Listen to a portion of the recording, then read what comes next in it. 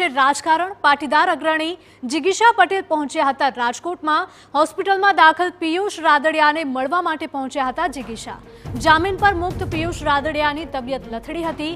Police ટોર્ચરના લીધે તબિયત લથડતા તેવા આક્ષેપો પણ ઉઠી રહ્યા છે। પોલીસની કામગીરી સામે જિગીશાએ સવાલો ઉઠાવ્યા હતા। પોલીસ કરી રહી છે ગુનેગારોનું સમર્થન તેવું પણ કહ્યું હતું। જયરાજ ગણેશ સામે ઉભા થનારને ખોટા કેસમાં ફસાવાયા હોવાનો પણ આક્ષેપ કર્યો।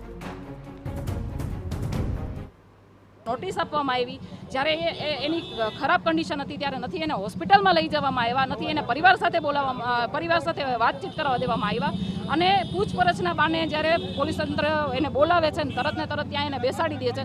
મારે એ કહેવું છે કે આટલી બધી ઘટનાઓ આટલા બધા ટાઈમથી ચાલતી આવતી હોય તો એક જ દિવસે 4 FIR કેવી રીતે થાય?